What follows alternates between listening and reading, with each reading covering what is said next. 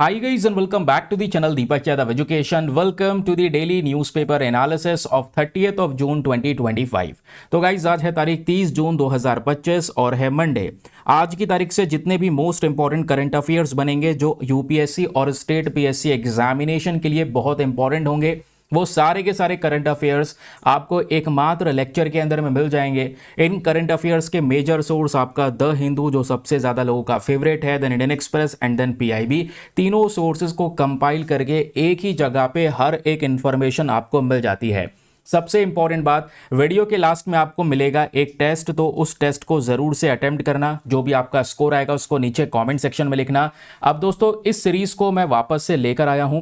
Reason यहां पर यह है कि मॉर्निंग में बहुत सारे लोग हैं जो अपने साथ में जुड़ते हैं, लेकिन मॉर्निंग में द हिंदू का जो लेक्चर है वो थोड़ा सा डिले हो जाता है। डिले हो जाने का मतलब यहाँ पर यह है कभी 9 बज जाते हैं, 10 बज जाते हैं उसको शुरू करते करते, क्योंकि हम होलिस्टिक कवरेज करते हैं, डिटेल से A to Z सारी कवरेज, ताकि एग्जाम में वहां से क्वेश्चन आए तो आप उसको सॉल्व आराम से कर पाएं। तो इसलिए थोड़ा समय लगता है। तो इसलिए दोस्तों यहाँ पे मॉर्निंग में आपको देखोगे जो अलग अलग सोर्सेस हैं वो और भी उसमें बहुत सारी अपडेट्स होती हैं, डिटेल्स होती हैं, जो आपके प्रीलिम्स के लिए बहुत इंपॉर्टेंट होगा, मेंस के लिए बहुत इंपॉर्टेंट होगा। वो सब चीज़ आपको पहले मिल जाएंगी। कहने का मतलब है 2 वीडियो अपलोड होंगे इस चैनल के ऊपर में, दोनों में से आप कोई सा भी देखिए, दोनों के बेनिफिट्स आपको भरपूर मिलने वाले हैं। दोनों का टाइम निकाल पाते हैं, बेस्ट ऑफ लक आप लोगों को। देन उसके बाद में आप के अंदर में जो एक फोमो होता है ना कि मेरा ये आर्टिकल छूटा है, वो आर्टिकल छूटा है, आज के इस वाले सोर्स से या दूसरे सोर्स से, ऐसा सारा का सारा फोमो आपका खत्म हो जाएगा अगर आप थोड़ा सा टाइम निकाल लेंगे। क्योंकि मेरी जो मेन स्ट्रैटेजी है वो यही है कि मैं आपको वो करंट अफेयर्स पढ़ाऊँ या वो न्यूज़ आर्टिकल जो चर्चाओं में है, जो सिलेबस का हिस्सा है, जिसको लेकर पीवाईक्यूज़ पूछे गए हैं या पीवाईक्यूज़ किस तरीके से किस पैटर्न पे पूछे गए हैं, ये मेरा होलिस्टिक मेन टारगेट होता है। चलिए आपको बिना कोई देरी करे शुरुआत करते हैं। जितने भी लोग फर्स्ट टाइम पर इस वीडियो के साथ में जुड़ रहे हैं, मेक श्योर करें चैनल को सब्सक्राइब करके रख लें, क्योंकि आज से रोजाना सुबह 6 बजे आपको ये वीडियो मिल जाएगा। 6 बजे आप देख लेंगे तो ज़्यादा बेहतर रहेगा। मॉर्निंग में 6 बजे टाइम सेट कर लिया ना, अब से डेली बेसिस पे आपका ये current affairs, daily news and editorial complete video कह सकते हैं, ये कंप्लीट वीडियो रहने वाला है। फिर उसके बाद वही अपना 9 बजे तक द हिंदू के साथ में हम वापस से आपके साथ लाइव डिस्कशन में मिलेंगे, उसको भी आराम से आप लोग कवर कर सकते हैं। तो चलिए दोस्तों, पेन पेपर उठाइए, फटाफट अपने माइक्रो नोट्स को बनाना शुरू कीजिए, क्योंकि सेशन कोई ज़्यादा लंबा नहीं रहने वाला। मुश्किल से 30 to 40 मिनट्स आराम से आप इधर उधर से निकाल सकते हैं और आराम से अपने इस सीरीज़ को कवर कर सकते हैं डेली बेसिस पे। तो पहला आर्टिकल बात करता है एक कैमल के बारे में, एक ऊंट के बारे में। इसका नाम है खरई कैमल, ये चर्चाओं में है। मैं आपको याद दिला दूं, फेवरेट क्वेश्चंस हैं यूपीएससी के जो यहां से पूछे जाते हैं। तो अभी हम इसको डिस्कस क्यों कर रहे हैं, उसके पीछे की यहां पर ये न्यूज़ आपको देखने को मिलेगी, जिसके ऊपर मैंने एक बॉक्स क्रिएट कर दिया है। आई होप अब आपको ये क्लियरली दिख रहा होगा। तो ये चर्चाओं में आपको नजर आएगा। मैं आपको एक और चीज़ बता दूं, यूपीएससी पीवाईक्यू का एनालिसिस अगर आप करते हैं तो आपको पता होगा डबल बैग्ड, डबल हम्प्ड करके कैमल होता है ना। तो उस कैमल को लेकर ऑलरेडी क्वेश्चन पूछा जा चुका है। ठीक है, अब ये याद रखिए, इस कैमल का न्यूज़ में होने का जो रीज़न है ना, वो बहुत ही ज़्यादा सख्त है, बहुत ही ज़्यादा इंपॉर्टेंट है। इस वजह से मैं आपको ये पढ़ा रहा हूँ। रीज़न ये है कि हाल ही में जो नेशनल ग्रीन ट्राइब्यूनल है, इनके ऑर्डर्स देने के बावजूद भी, क्योंकि नेशनल ग्रीन ट्राइब्यूनल ने कुछ समय पहले गुजरात में कच्छ वाले रीजन में ये बोला था कि जितना भी इलीगल तरीके से लोग वहाँ पर घुस रहे हैं, डेवलपमेंटल प्रोजेक्ट लगा रहे हैं, जिसकी वजह से गुजरात के कच्छ वाले रीजन में जो खरई कैमल हैं, ये वाले ऊंट लगातार परेशान हो रहे हैं, इनकी संख्या लगातार कम हो रही है, इनको और खतरा हो सकता है। तो प्लीज़ ऐसा डेवलपमेंटल प्रोजेक्ट या ऐसा ज़बरदस्ती का एंक्रोचमेंट उस एरिया में मत कीजिए। ये बात एनजीटी ने कुछ महीनों पहले रिलीज कर दी थी, लेकिन इस एनजीटी की बात को करंट समय पर नहीं माना जा रहा है, जिस वजह से यहाँ पर ये खरई कैमल चर्चाओं में है। क्योंकि अगर ऐसा ही चलता रहा तो आने वाले समय पर नो डाउट इनकी पॉपुलेशन और तेजी से घट सकती है, या ये जो प्रजाति है वो खतरे में जा सकती है, एक्सटिंक्ट डिक्लेयर की जा सकती है। समझ गए? तो खरई कैमल के बारे में याद रखिएगा, ये बहुत इंपॉर्टेंट स्पीशी है। आप IUCN स्टेटस पढ़ते हैं, जब भी किसी पर्टिकुलर एनिमल को पढ़ते हैं, international union for conservation of nature, तो इसमें खरई कैमल को एंडेंजर्ड स्पीशी में रखा गया है, एक ऐसी प्रजाति जो काफ़ी खतरे में है। ये कहाँ पे रहते हैं? गुजरात के कच्छ वाले रीजन में, क्योंकि गुजरात एक कोस्टल स्टेट है, यानी समुद्र के साथ में बाउंड्री को शेयर करता है।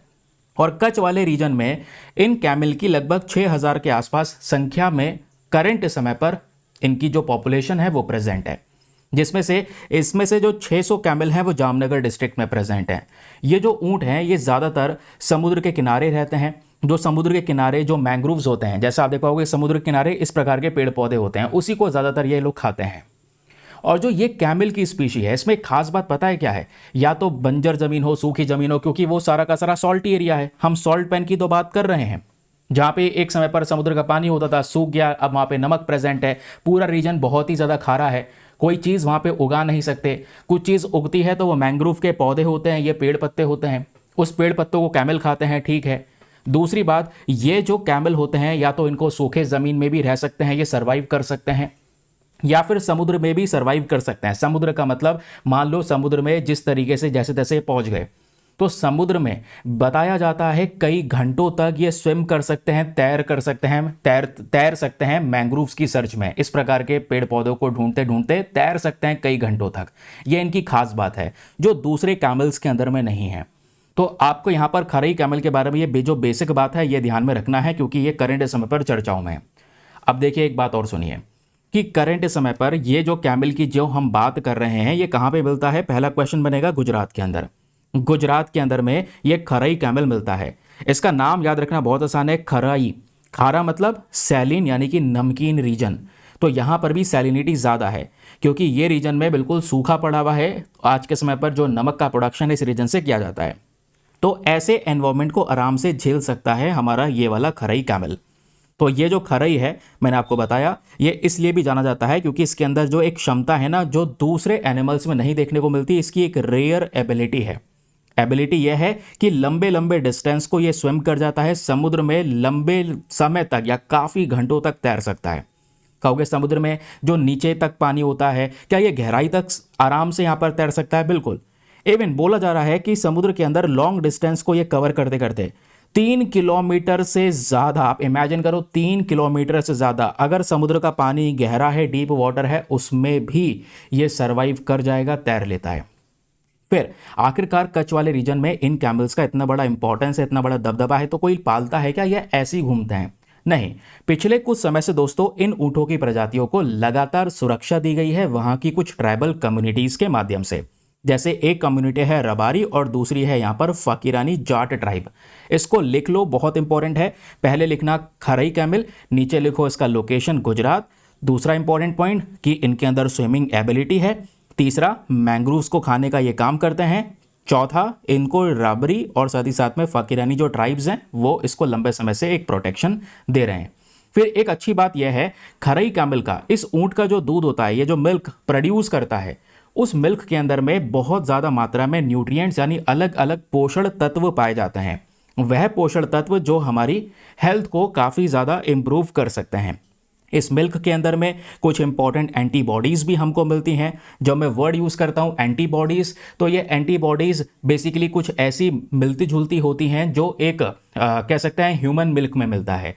तो ह्यूमन मिल्क और ये जो कैमल मिल्क है, इन दोनों के बीच में ज़्यादा डिफरेंशिएशन नहीं है। हाँ डिफरेंशिएशन है, ज़्यादा डिफरेंशिएशन नहीं है। एंटीबॉडीज़ इसमें सेम है और एंटीबॉडी सेम होने की वजह से जैसे ह्यूमन मिल्क आराम से डाइजेस्ट हो जाता है, वैसे ही दोस्तों यहाँ पर इस खरई कैमल का मिल्क है जो ईजियर है डाइजेस्ट करने के लिए और इम्यून सिस्टम को बहुत ज़्यादा मजबूत करता है, जिससे अलग अलग प्रकार की बीमारियों से लड़ने की जो क्षमता है एक इंसान में वो बढ़ जाती है। तो ये इसके मिल्क के बेनिफिट्स हो गए। बाकी आपको जो लास्ट पॉइंट याद रखना है वो है IUCN, इसको एंडेंजर्ड कैटेगरी में कवर किया गया है। एंडेंजर्ड आप समझ गए, यानी ये प्रजाति बहुत ही ज़्यादा खतरे में है। इसको करंट समय पर एक हाई सिक्योरिटी की ज़रूरत है जो हम नहीं दे पा रहे हैं और NGT ने ये मुद्दा उठाया भी, तो आज भी कोई भी पर्टिकुलर एक्शन इसके अगेंस्ट में नहीं लिया जा रहा है। कोई भी किसी प्रकार की सुरक्षा इन खरई कैमल्स को नहीं दी जा रही है। समझ गए? चलिए अगले आर्टिकल पर आते हैं। ये आपका सेकंड आर्टिकल होने वाला है जो बहुत इंपॉर्टेंट। देखो बस इतनी मैं क्या करने वाला हूँ इस वाले सेशन में, अगर आपके पास में टाइम बहुत कम है, आप वर्किंग पर्सन हैं, मॉर्निंग में ही पढ़ते हैं, कहीं जाना है उसके बाद दूसरे काम करने हैं, इतना जितना मैं आपको पढ़ा रहा हूँ इस वीडियो में, इतना भी पढ़ लोगे आपका काम हो जाएगा। ये 2 वीडियोज़ इसलिए कंडक्ट कर रहा हूँ क्योंकि मॉर्निंग पर्सन के लिए अलग है। अब द हिंदू को मुझे समय लग जाता है बनाने में, तो वो देर से लाइव हो पाता है। तो प्लीज़ अगर आपके पास में टाइम है, प्लीज़ दोनों वीडियो को देखिए। मैं इस वीडियो में और भी सटीक कंटेंट समय के साथ में लाऊंगा। सटीक मतलब कि टाइम टू टाइम हाथों हाथ ये कवर हो जाए, हमें कुछ ज़्यादा एक्स्ट्रा टाइम वेस्ट ना करना पड़े। जैसे आजकल रेस लगी पड़ी है, 1.5 घंटा 2 घंटा, अगर 1.5-2 घंटा मैं मानता हूँ बच्चा करंट अफेयर्स 3 घंटा दे रहा है, पढ़ रहा है, नोट्स बना रहा है, बहुत टाइम लग रहा है, क्योंकि अपना द हिंदू की सीरीज लंबी हो जाती है। लेकिन उसकी नोट्स की टेंशन नहीं होगी, वो सारे के सारे नोट्स यहाँ पर मैं आपके प्रोवाइड करवा देता हूँ, प्रिंटेबल नोट्स आपको मिल जाते हैं। लेकिन वो जो नोट्स है वो आपको पेड ग्रुप में प्रोवाइड करवाए जाते हैं। फॉर एग्जाम्पल, जैसे आपका ये सेशन जो चल रहा है, इस सेशन के आपको नोट्स चाहिए, मान लो हिंदी और इंग्लिश दोनों भाषाओं में चाहिए, और जो इसके बाद यहाँ पर द हिंदू का वीडियो अपलोड होगा उसके भी नोट्स चाहिए, वो सारे नोट्स आपको इस ग्रुप में मिल जाएंगे। दोस्तों, एक पेड ग्रुप हमारा एक इंपॉर्टेंट फीचर है, और ये जो पेड ग्रुप है इसमें सारे नोट्स प्रिंटेबल फॉर्म में होते हैं। चाहो तो आप इसका प्रिंट आउट करवा सकते हैं, या फिर हिंदी इंग्लिश दोनों भाषाओं में, मतलब ये आपको मिल जाएंगे, या तो आप ऐसे ही डिजिटली रीड कर सकते हैं। ग्रुप को ज्वाइन करने का जो फी पेमेंट है बहुत ही ज़्यादा कम है, just 499 for the life time access. जब तक आपका सिलेक्शन ना हो जाए तब तक आप 499 में इस ग्रुप को ज्वाइन करके रख सकते हैं। ज्वाइन करने के लिए करना क्या है, व्हाट्सएप पर जाना, यहाँ पर आपको एक नंबर दिया गया है 8534873368, इस नंबर पर मैसेज कर देना I want to join this group. वहाँ पे आपको रिप्लाई मिलेगा, पेमेंट का प्रोसेस दिया जाएगा। उससे ज़्यादा इंपॉर्टेंट आपको डेमो वीडियो का लिंक मिलेगा, उसको देख सकते हैं, चेक कर सकते हैं कि मुझको कहाँ पर क्या फ़ायदा होगा, और अपने आप को कंप्लीटली सेटिस्फाई करने के बाद में जाकर ये इन्वेस्टमेंट कर सकते हैं। ठीक है, चलिए फिर वापस आते हैं अपने अगले न्यूज़ आर्टिकल की तरफ। यहाँ पे डिस्कशन हो रहा है एक सुगम्य भारत ऐप के बारे में, एक एप्लीकेशन जो काफ़ी चर्चाओं में रहने के पीछे का रीज़न क्या है कि सर हाल ही में ये जो एप्लीकेशन है इसके अंदर रिवैम्प किया गया है, यानी कुछ बदलाव करे गए ताकि इस एप्लीकेशन को ज़्यादा यूज़र फ्रेंडली बनाया जा सके, ज़्यादा इससे लोग फ्रेंडली नेचर में कह सकते हैं कि जुड़ सकें, आराम से लोग इस्तेमाल कर सकें, उन्हें किसी प्रकार की कोई परेशानी ना आए। तो इसको थोड़ा बहुत चेंज किया गया, अपडेट किया गया, जिस वजह से वापस चर्चाओं में आ चुका है। अब एग्जाम के लिए दोस्त पढ़ के जाइएगा, क्योंकि ये इंपॉर्टेंट है सुगम्य भारत एप्लीकेशन। पढ़ना क्या क्या है आइए मैं आपको बताता हूँ। आपसे पूछ लेगा ये किसका इनिशिएटिव है, तो भारत सरकार का इनिशिएटिव है। ये इनिशिएटिव किस चीज़ के लिए है, तो इस इनिशिएटिव का मेन पर्पज़ है जो हमारे दिव्यांगजन होते हैं या जो एल्डरली सिटीज़न है, जो बुजुर्ग लोग हैं इंडिया में, ठीक है, तो वो कहीं पर जा रहे हैं, मान लो कोई सरकारी हॉस्पिटल है या गवर्नमेंट दूसरा कोई इंस्टीट्यूशन है, वहाँ पे किसी प्रकार की कोई परेशानी अगर उनको होती है तो अपनी परेशानी को वो यहाँ पर इस एप्लीकेशन में एक बार रिपोर्ट कर सकते हैं, उस परेशानी का सुझाव दिया जाएगा।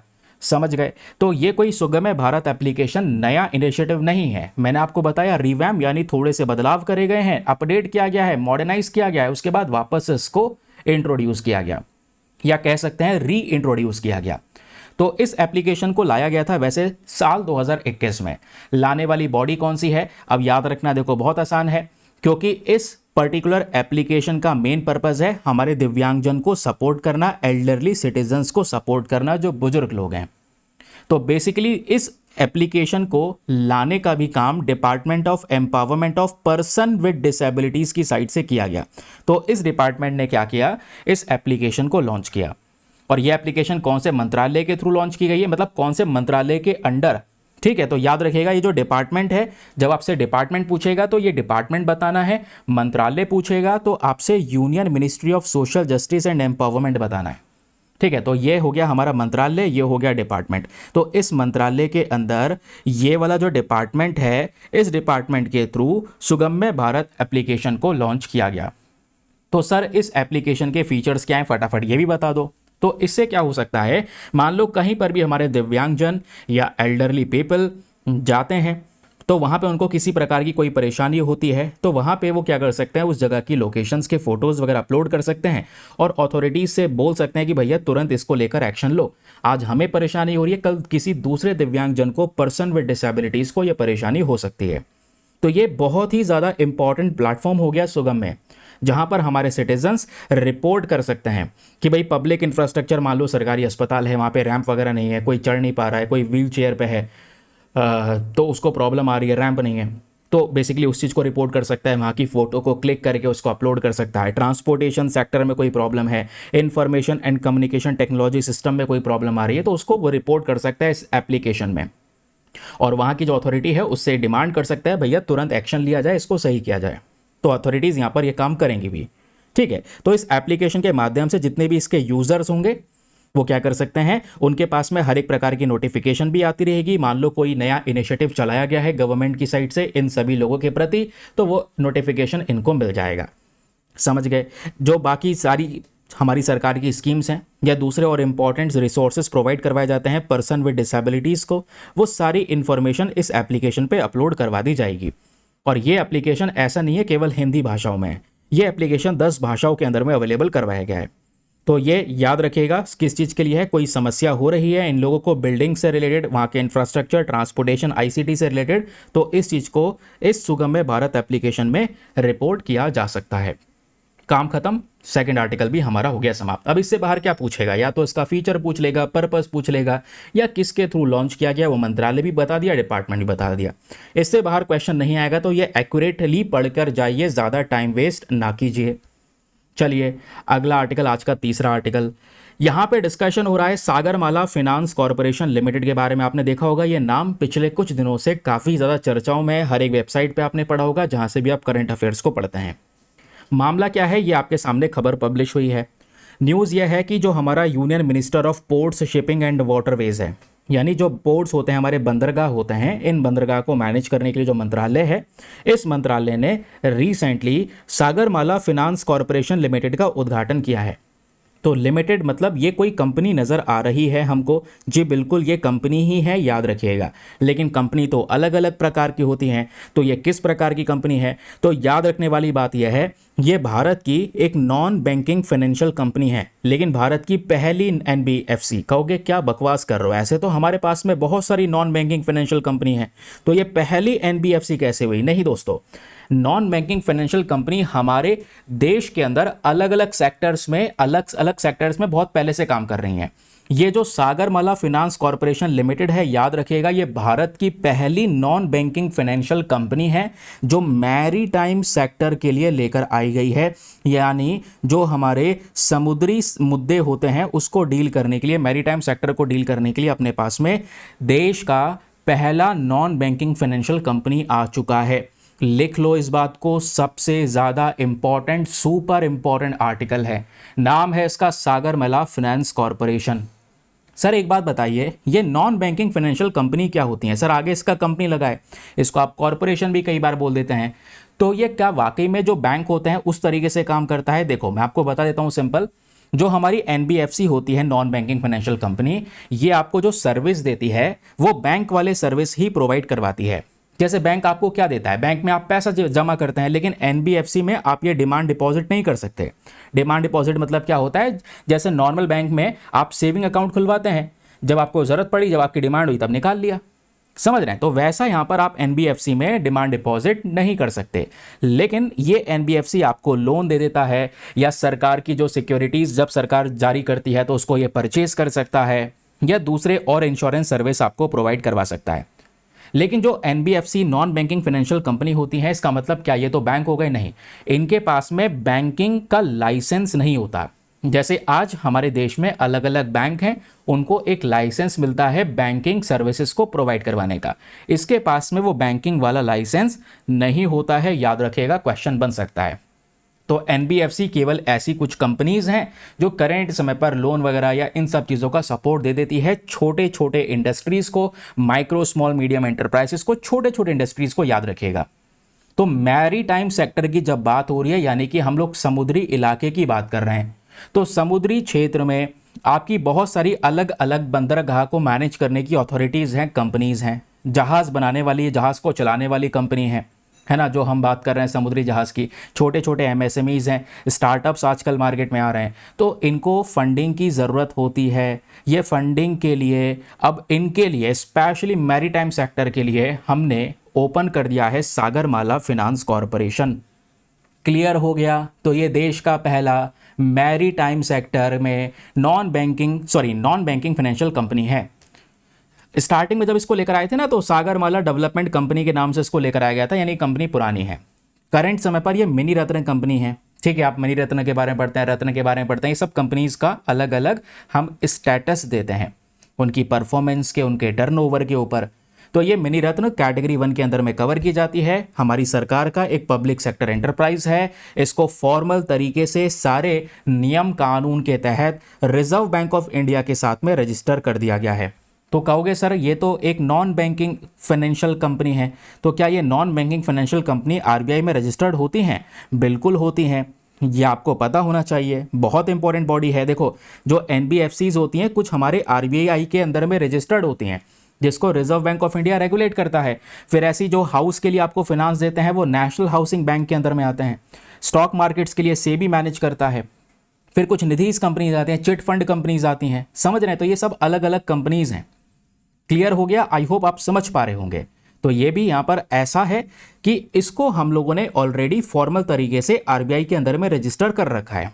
तो आरबीआई यहां पर इस वाली कंपनी को, यानी कि आपसे क्वेश्चन बन सकता है इसको कौन रेगुलेट करता है, तो आरबीआई इसको रेगुलेट करता है, which is Sagarmala finance corporation limited.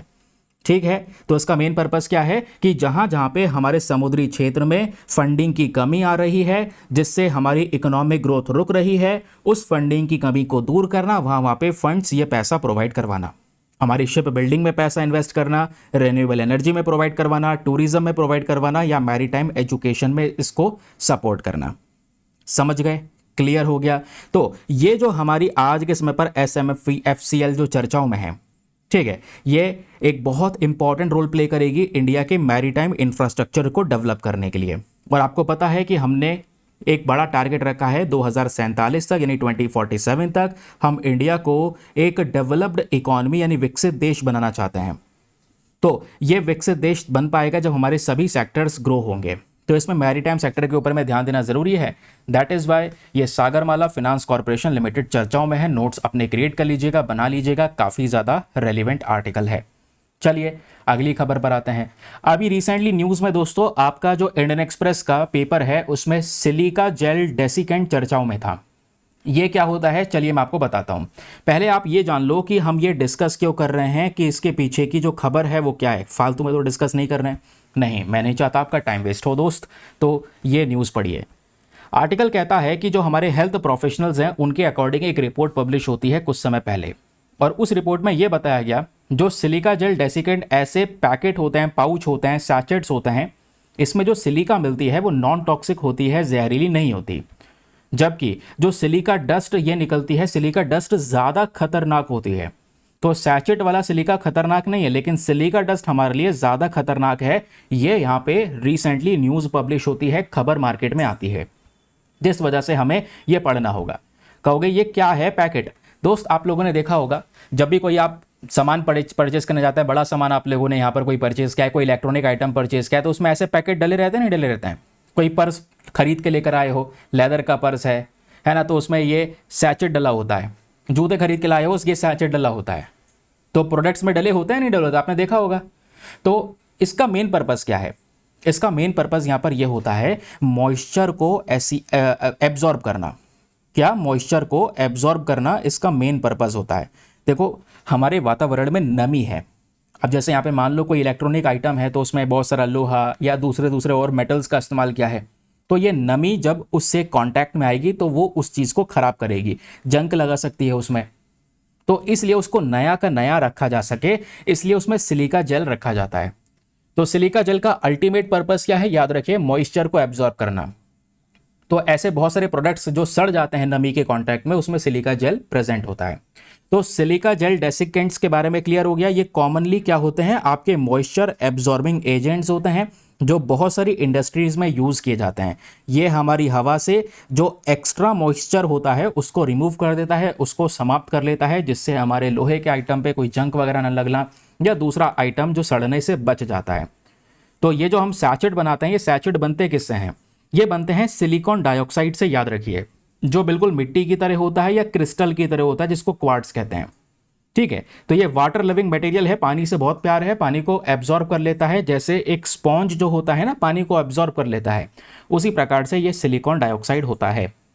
ठीक है, फिर उसके बाद दोस्तों कुछ वेरिएंट सिलिकॉन डाइऑक्साइड के ऐसे भी होते हैं जो जिसमें मॉइस्चर सेंसिटिव डाइज होती हैं, यानी मॉइस्चर जो नमी है हमारे हवा के अंदर में, जब वो कांटेक्ट में आएगा तो उसके आधार पे क्या होता है, इसका कलर चेंज होने लगता है। तो कुछ वेरिएंट्स ऐसे भी सिलिकॉन के आते हैं जो मॉइस्चर सेंसिटिव डाइस होते हैं। डाइस मतलब कलर की हम लोग बात कर रहे हैं, जैसे कुछ कोबाल्ट क्लोराइड के आधार पे बेस होते हैं। तो अगर इन पे ज़्यादा मॉइस्चर आएगा तो इनका कलर चेंज होने लगता है, उससे भी यहाँ पे हमको पता चलता है। अब वर्किंग क्या है, मैंने आपको बताया स्पॉन्ज की तरह काम करते हैं और बहुत सारा मॉइस्चर को अपने अंदर में एब्जॉर्ब कर लेते हैं, जो बातें अभी हम लोगों ने यहाँ पर समझी। सर इसका यूज़ कहाँ कहाँ पे किया जाता है? इसका यूज़ किया जाता है, कोई कच्चा मटेरियल है, रॉ मटेरियल है, जैसे आपका इलेक्ट्रॉनिक आइटम हो गया, फार्मास्यूटिकल दवाइयों का कोई सामान हो गया, फूड हो गया, कोई इंस्ट्रूमेंट हो गया, तो उसको बचाने के लिए ये सिलिकॉन जेल के डेसिकेंट उसमें रख दिए जाते हैं, क्योंकि ये ड्राइंग एजेंट का काम करता है, वहाँ पे नमी को आने से रोकता है। अगर नमी आती है तो उसको खुद को एब्जॉर्ब कर लेता है, हमारे सामान के ऊपर में नमी चढ़ने नहीं देता है। ये एक खास बात है। तो मॉइस्चर लेवल को कंट्रोल करना ये ज़रूरी है, ठीक है। इससे जो जंक वगैरह है वो नहीं लगती, कोरोशन, सामान सड़ता नहीं है, तो ये इसका मेन पर्पज़ होता है। कई बार एयर कंडीशनिंग सिस्टम के अंदर भी हम एक्सेस मॉइस्चर को एब्जॉर्ब करने के लिए ऐसा ही कुछ मटेरियल यूज़ करते हैं। तो सिलिकॉन जेल डेसिकेंट, या फिर आज आपने सीख लिया है, जो काफ़ी बार सामान खरीदते होंगे, छोटे छोटे कागज़ के पैकेट होते हैं, पुड़िया होती है, उसका क्या उपयोग है वो आप लोग समझ चुके होंगे। ये जहरीला भी होता है, याद रखना है, ऐसा नहीं नॉन टॉक्सिक, ये खाने के लिए नहीं है। ये केवल अपने आइटम को यूज़ किया, आइटम परचेज़ करके लाए घर पे, ये निकला तो उसको उठा के डस्टबिन में डाल दिया, ठीक है। बस ये आपको सामान के बचाने के लिए इसका यूज़ किया गया था। चलिए नेक्स्ट आर्टिकल, यहाँ पे जेली फिश के बारे में डिस्कशन हो रहा है, काफ़ी रेलिवेंट टॉपिक है, तो ये बेसिक सी बातें आपको पता होनी चाहिए। हाल ही में एक स्टडी पब्लिश हुई है, उस स्टडी ने ये बताया जेलीफिश ब्लूम जो है ये तेज़ी से इंडियन कोस्ट में बढ़ रहा है। यानी हमारे इंडिया का जो तट वाला हिस्सा है, बे ऑफ बंगाल, ठीक है, अरेबियन सी, इंडियन ओशन, इन जगहों पे हमारे जो कोस्टल स्टेट्स हैं यहाँ पर जेलीफिश की मात्रा तेज़ी से बढ़नी शुरू हो चुकी है, जो ये सही बात नहीं है हमारे एक्वेटिक एनवायरनमेंट के लिए। इसलिए यहाँ पर दोस्तों ये चर्चाओं में है। जेलीफिश की जब बात आती है तो जेलीफिश एक बहुत ही ज़्यादा पुराने, कुछ ऐसे आपको कह सकते हैं एक्वेटिक एनिमल देखने को मिलता है। कई बार इसको जू प्लैंकटन बोल दिया जाता है। जू प्लैंकटन तो एक मैरीन ऑर्गेनिज्म है, पानी में, समुद्र में पाया जाने वाला यहाँ पर एक जीव आपको देखने को मिलेगा, जिसके बहुत सारे इस तरीके से ये हाथ होते हैं, पैर होते हैं, जो भी कह लो, इसको टेंटिकल्स बोला जाता है, ठीक है। फिर इसी के माध्यम से ये अपने आप को जेलीफिश आगे पुश करती है, समझ गए। तो ये जो जेलीफिश है ये सिंपली इनवर्टिब्रेट्स है। एक होते हैं वर्टिब्रेट्स, वर्टिब्रेट एनिमल, और दूसरे होते हैं इनवर्टिब्रेट्स। इनवर्टिब्रेट्स वो जीव होते हैं जिनकी रीढ़ की हड्डी, जो स्पाइन की बात कर रहे हैं, वो नहीं होती, समझ गए, याद कर लीजिएगा। जेलीफिश के बारे में बात कर रहे हैं तो जेलीफिश का जो बॉडी पार्ट है ना, वो मेन चीज़ अगर आप देखोगे, मेन हिस्सा यहाँ पर यह है, फिर इसके यहाँ पर इस तरीके से ये टेंटिकल्स आपको देखने को मिल जाते हैं नीचे की साइड में, ठीक है। अबे भाई क्या हो गया, आगे बढ़ते हैं। अब सुनिए आगे। अब दोस्तों यहाँ पर क्या होता है, जेलीफिश के पास में दिमाग नहीं होता। वेरी इंपॉर्टेंट पॉइंट, क्वेश्चन बन सकता है। तो आप कहोगे क्या किसी जीव के पास दिमाग नहीं होता, ब्रेन नहीं होता? ये तो गलत स्टेटमेंट है ना, होता है। ऐसा आ जाएगा अगर कोई मान लो स्टेटमेंट के एग्जाम में क्वेश्चन में बन गया। याद रखिए जेलीफिश के पास में ब्रेन नहीं है, ब्लड नहीं है, और हार्ट भी यहाँ पर इनके पास में नहीं होता। इनकी जो बॉडी होती है उसमें 3 लेयर्स होती हैं। पहली होती है आउटर लेयर, ठीक है, बाहर वाली, फिर होगी मिडिल लेयर, फिर होगी यहाँ पर इसके अंदर यानी इनर लेयर।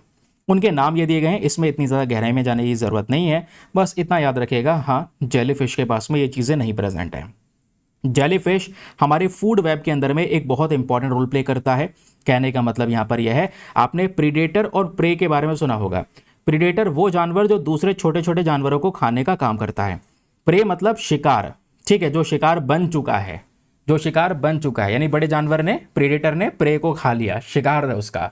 तो जेलीफिश दोनों का काम करती है, प्रीडेटर भी है, प्रे भी है। जेलीफिश से जो ऊपर दूसरे और जीव हैं वो इसको खा लेते हैं, जेलीफिश को, और जेलीफिश यहाँ पर इसके अंडर, इसके नीचे जो आने वाले छोटे छोटे जीव हैं उसको खाने का काम करती है। तो दोनों ही यहाँ पर इसका जो वर्किंग प्रोसेस है वो देखने को मिलेगा। पिछले कुछ समय पर इनकी पॉपुलेशन बहुत तेज़ी से बढ़ी है, लेकिन परेशानियाँ हो रही हैं। परेशानियाँ ये हो रही हैं क्योंकि ये जेलीफिश क्या करती है, हमारे बहुत सारे जीव को ख़त्म कर देती है। जो हमारे मछुआरे हैं, जो मछली पकड़ने जाते हैं, उनके नेट में, उनके जालों में फंस जाती हैं, तो मछलियां नहीं पकड़ में आती। ये प्रॉब्लम है। कई बार टूरिज्म को अफेक्ट कर रही होती हैं, तो ये कुछ समस्याएं हो रही हैं। कहीं ना कहीं ये आर्थिक रूप से भी नुकसान पहुंचाती हैं, याद रखिएगा, समझ गए। चलिए अगले न्यूज़ आर्टिकल पर आते हैं। वेरी वेरी इंपॉर्टेंट आर्टिकल, इसके बारे में नोट्स बना लेना यार, फटाफट पेन पेपर निकालो, लिख लो। मोस्ट प्रोबेबली एक बहुत स्ट्रांग फीलिंग है अंदर से कि नेक्स्ट ईयर यहाँ से भी आप लोगों का क्वेश्चन बन सकता है ज्योग्राफी के रिस्पेक्ट में। ये ज्योग्राफी का टॉपिक है, पॉइंट है। हमारे द हिंदू न्यूज़पेपर में परसों ये आर्टिकल पब्लिश हुआ जिसमें ग्रीन स्टोन बेल्ट के बारे में डिस्कशन हो रहा है। और इस बेल्ट या इस जगह का जो पूरा नाम है वो है ये आपको देखने को मिलेगा नुव्वागेतुक ग्रीन स्टोन बेल्ट। ये वाली जो बेल्ट है, ये बेल्ट करंट समय पर कनाडा के अंदर में प्रेजेंट है।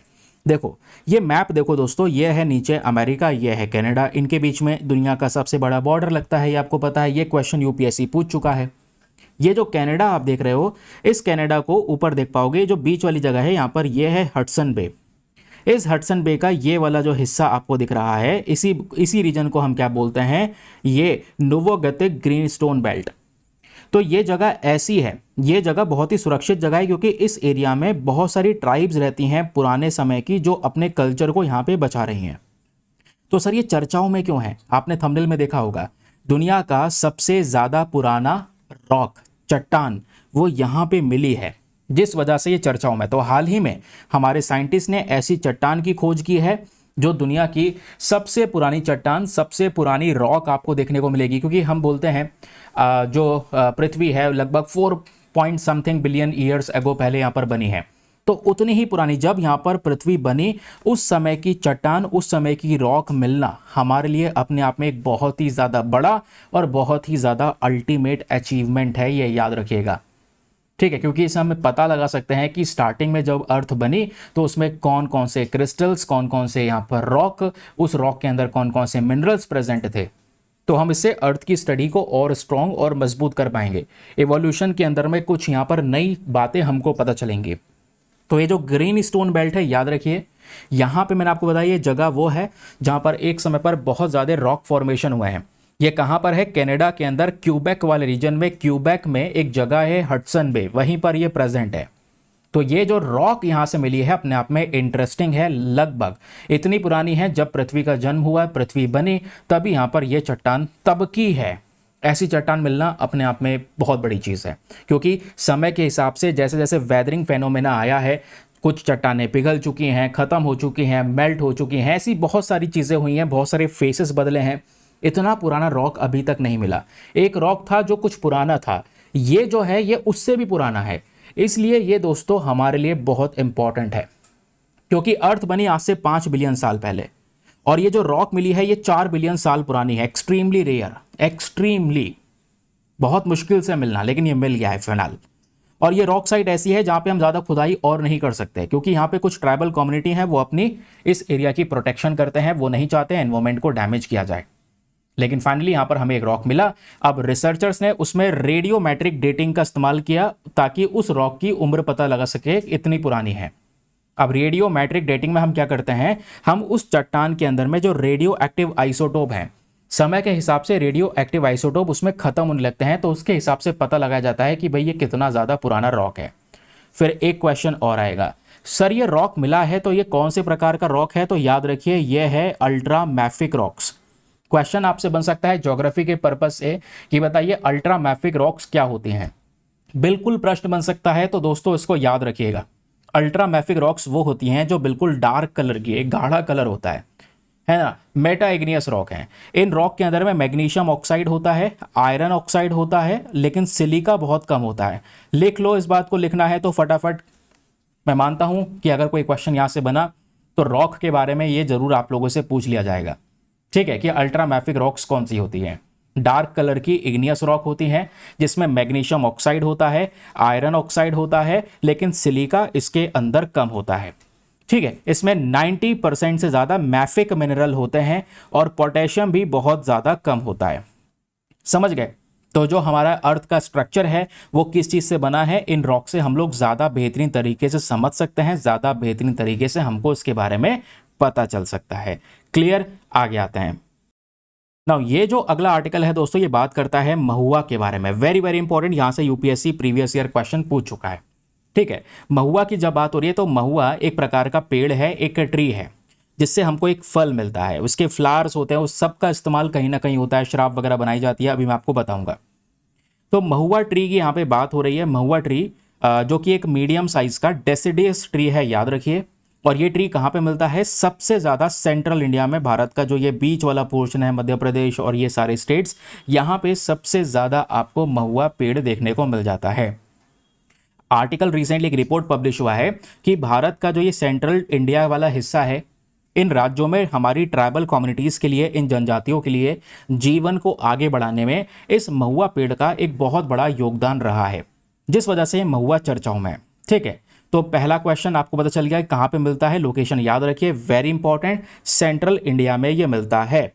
और इस पे जो फल होता है ये जून से लेकर अगस्त के बीच में पकता है। इसको कई बार हमारी ट्राइबल कम्युनिटीज के लिए ट्री ऑफ लाइफ कह देते हैं। आपसे एक क्वेश्चन बन सकता है कि बताइए रिसेंटली ट्री ऑफ लाइफ चर्चाओं में है, या फिर कौन से पेड़ को हम ट्राइबल कम्युनिटीज में ट्री ऑफ लाइफ कहते हैं? तो वह है महुआ। कई बार यहाँ पर ट्राइबल कम्युनिटी इसको काफ़ी पवित्र मानती है, क्योंकि इस पेड़ से पत्ते मिलते हैं, फूल मिलते हैं, फल मिलता है, इसके बीज मिलते हैं, जो कहीं ना कहीं इन ट्राइबल कम्युनिटी के अंदर में जो अलग अलग प्रकार की प्रथाएं होती हैं उसमें इसका यूज़ किया जाता है। चाहे वो फ्यूनरल राइट्स क्यों ना हो, चाहे किसी की मृत्यु हो गई हो, उसके बाद जो यहाँ पर एक्टिविटीज़ होती हैं उसमें भी इस महुआ पेड़ का इस्तेमाल होता है, याद रखिए। ये महुआ पेड़ आज के समय पर इंडिया में सबसे ज़्यादा कहाँ पर देखने को मिल जाता है? सेंट्रल इंडिया की हम बात कर रहे हैं, स्पेशली वेस्ट बंगाल, ओडिशा, छत्तीसगढ़, झारखंड, बिहार। उसके अलावा नदन हिस्से के कुछ पार्ट्स हैं, वहाँ पर भी आपको इसका जो प्रेजेंस है वो देखने को मिलेगा। इस महुआ पेड़ से जो फूल मिलता है, वाइट कलर का फ्लावर होता है, वो काफ़ी ज़्यादा सूखा सा होता है, और कई बार यहाँ पे उसको बिल्कुल कच्चा करके धूप में सुखाया जाता है। बोला जाता है उसमें बहुत पोषण होते हैं, और कई बार उसमें फर्मेंटेशन किया जाता है। फर्मेंटेशन करने से क्या होता है, हम उसको एक बहुत ज़्यादा खतरनाक शराब बना देते हैं, एक स्ट्रॉन्ग एल्कोहलिक ड्रिंक बना देते हैं। और ये जो एल्कोहलिक ड्रिंक है ये मेजर सोर्स है ट्राइबल फैमिलीज़ के लिए। ट्राइबल फैमिली इसी ड्रिंक को बेचकर बहुत सारा जो पैसा है वो भी अर्न करते हैं। तो ट्राइबल कम्युनिटीज़ के लिए जीवन में आगे बढ़ने के लिए बहुत बड़ा सपोर्ट क्या है महुआ पेड़ ने, जो अभी हम लोग यहाँ पर डिस्कस कर रहे हैं। तो महुआ के जो पत्ते होते हैं, इसके फूल जो होते हैं, ये ट्राइबल इकोनॉमी को सपोर्ट करता है, उनको रोजगार देता है, उनके लिए इनकम को बनाता है। क्लियर हो गया? समझ गए दोस्तों? बाकी एक बात और याद रखिएगा, महुआ से महुआ न्यूट्रा बेवरेज बनाया जाता है, कुछ ड्रिंक्स बनाए जाते हैं। ठीक है, अब महुआ जो न्यूट्रा बेवरेज बनता है उसमें कुछ और फ्रूट्स जैसे पोमग्रेनेट, अनार का जो जूस है उसको उसके साथ में महुआ को मिक्स किया जाता है, ताकि उसका फ्लेवर टेक्सचर बेटर किया जा सके और स्ट्रॉन्ग महुआ फ्लेवर वाला ड्रिंक बेचा जा सके। और ऐसे ड्रिंक को ट्राइफेड के थ्रू बनाया गया है। ट्राइफेड आप समझ रहे हैं, जहां पर हम लोग नई प्रकार की टेक्नोलॉजी की बात कर रहे हैं, जहां पे इस ट्राइफेड के माध्यम से कि हम ट्राइबल जो कम्युनिटीज़ हैं, जितने भी आदिवासी यहाँ पर ये लोग हैं, इनकी हम आर्थिक स्थिति को कैसे इंप्रूव कर सकते हैं। तो ये ऐसी ड्रिंक बनाकर बेचते हैं जिससे बहुत सारा कह सकते हैं जो इनकम जनरेशन है वो इन सभी लोगों का होता है। तो महुआ के बारे में आप ये बातें समझ सकते हैं। Tree of life tribal communities के लिए इसको कहा जाता है। चलिए अगला न्यूज़ आर्टिकल, स्टैटिस्टिक्स डे 2025 के बारे में यहाँ पे ये डिस्कशन हो रहा है। तो स्टैटिस्टिक्स डे हमारे लिए बहुत ज़्यादा इंपॉर्टेंट है। इंपॉर्टेंट रहने के जो पीछे का रीज़न है वो ये है कि जो हमारा मोस्पी है, मोस्पी मतलब ministry of statistics and programme implementation, ये जो बॉडी है ये सेलिब्रेट करने वाली है इस बार 19वां स्टैटिस्टिक्स डे दिल्ली के अंदर। कब? और 29 ऑफ जून को। तो 29 ऑफ जून तो सर कल निकल गई है, मतलब कल ऑलरेडी ये सेलिब्रेट हो चुका है स्टैटिस्टिक्स डे। हर बार इंपॉर्टेंट नहीं होता, लेकिन इस बार ये ज़्यादा इंपॉर्टेंट है। कारण मैं आपको आगे बताऊंगा, तो थोड़ा सा बने रहना। स्टैटिस्टिक्स डे कब सेलिब्रेट करते हैं? याद रखिए, हर साल 29 जून को सेलिब्रेट करते हैं। क्यों सेलिब्रेट करते हैं? ताकि एक व्यक्ति जिनका नाम है प्रोफेसर प्रशांत चंद्र महालोनोबिस, ये आपको देखने को मिलेंगे वो व्यक्ति। हम इनकी जो बर्थ एनिवर्सरी है उसको सपोर्ट करने के लिए, उसको सेलिब्रेट करने के लिए, इनको सम्मान देने के लिए इसको सेलिब्रेट करते हैं। क्यों? क्योंकि यहाँ पर ये जो दिन है, ये स्टैटिस्टिक्स डे 29 ऑफ जून, ये हमारे अंदर एक अवेयरनेस फैलाता है, हमारे नौजवान लोगों को यहाँ पर इसके बारे में जागरूकता देता है कि स्टैटिस्टिक्स का इंपॉर्टेंस कितना ज़्यादा होता है। लाइफ में आप कोई प्लानिंग करते हैं तो आप स्टैट तो तैयार करते हैं, या आप देश की पॉपुलेशन या किसी और चीज़ का डेटा जब कवर करते हैं उसका स्टैट देखते हैं कि सर इसका स्टैट क्या कहता है। समझ गए? तो स्टैट का इंपॉर्टेंस लाइफ में बहुत ज़्यादा बड़ा है। आगे सुनिए, इस बार यानी 2025 की बात मैं कर रहा हूं, लिख लो इस बात को जो मैं बताने वाला हूं, कि इस बार स्टैटिस्टिक डे का एक थीम रखा गया है। हर साल एक ना एक थीम होता है। इस बार इसका विषय ज्यादा इंपॉर्टेंट है। विषय क्या है? 75 years of national sample survey. तो नेशनल सैंपल सर्वे को 75 साल हो चुके हैं, ऐसा कुछ थीम रखा गया है 2025 के स्टैटिस्टिकल डे का, याद रखिएगा। अब नेशनल सैंपल सर्वे ये क्यों रखा गया है थीम में? तो 75 साल हो रहे हैं इस नेशनल सैंपल सर्वे के। इस नेशनल सैंपल सर्वे को उन्हीं व्यक्ति ने बनाया जिन्होंने स्टैटिस्टिक्स की शुरुआत की, जिनका नाम है प्रशांत चंद्र महालनोबिस। ठीक है, याद रखिए। क्लियर हो गया? तो प्रशांत चंद्र महालनोबिस के बारे में जब हम लोग यहां पर बात करते हैं तो 2 से 3 फैक्ट हैं। इनको फादर ऑफ इंडियन स्टैटिस्टिक्स बोला जाता है। क्वेश्चन बन जाए कि इंडियन स्टैटिस्टिक्स के जनक कौन है, तो वो महालनोबिस आपको देखने को मिलेंगे। प्लस इन्होंने इंडियन इंस्टीट्यूट जो है, इंडियन स्टैटिस्टिकल इंस्टीट्यूट, इसकी जो कह सकते हैं इसका फाउंडिंग किया। इस मतलब ये जो इंस्टीट्यूट है ये बनाया इन्होंने। उसके अलावा नेशनल सैंपल सर्वे जो है इसकी शुरुआत इन्हीं के थ्रू की गई 1950 में। इंडिया का पहला प्लानिंग कमीशन, उसके मेंबर यही थे और 5 ईयर्स प्लान में इनका एक बहुत बड़ा कंट्रीब्यूशन रहा। पद्म विभूषण से इनको सम्मानित किया जा चुका है क्योंकि इनका योगदान साइंस और स्टैटिस्टिक्स में अल्टीमेट लेवल पर है। समझ गए? फिर बाकी हमारे पास में 2 और रेलिवेंट फैक्ट हैं जो आपको बस नीचे दिखाई दे रहे होंगे। 2 रेलिवेंट फैक्ट्स हैं। एक है कि नेशनल स्टैटिस्टिक डे सेलिब्रेट किया गया था, यह हम लेकिन डिस्कस कर लिया है। ऐसे ही दोस्तों दुनिया में भी वर्ल्ड स्टैटिस्टिक डे सेलिब्रेट होता है। जो वर्ल्ड स्टैटिस्टिक्स डे होता है इसको यूनाइटेड नेशन ऑब्जर्व करता है हर 5 साल में 20 अक्टूबर को, 20th ऑफ अक्टूबर को। बाकी जो अपना नेशनल स्टैटिस्टिक डे है उसके बारे में मैंने आपको बता दिया है और क्या क्या चीज़ें आपने याद रखी हैं वो भी आप लोग यहाँ पर समझ चुके हैं। तो बस आज के न्यूज़पेपर से या आज के आपके जितने भी सोर्सेस हैं उन सभी सोर्सेस में से इतना सा ही आपने पढ़ना था। ठीक है, 40 मिनट में हमने कम से कम 8 से 10 खबरें कवर कर दी हैं बेस्ट तरीके से, एक्यूरेट इन्फॉर्मेशन के साथ में। तो आई होप, मैं मानता हूं आपने अच्छे से सुना होगा क्योंकि कल मैं आप लोगों के साथ में बहुत सारे क्वेश्चन सॉल्व करने वाला हूं। मतलब ये आज के लेक्चर के आधार पे कल आपसे टेस्ट लिया जाएगा ताकि 24 घंटे के भीतर भीतर आपका मैं रिवीजन करवाऊं, आपका दिमाग में जो चीज़ें पढ़ाई हैं वो सेट हो जाएं, बैठ जाएं। ठीक है, इसलिए बोला हूं चैनल को सब्सक्राइब करे रखें। रोज मॉर्निंग में 6 बजे मेरे साथ इस डिस्कशन में सभी लोग शामिल होंगे। चलिए फिर मिलते हैं आप लोगों से नेक्स्ट वीडियो में। आज के लिए bye bye, have a nice day, thank you and जय हिंद।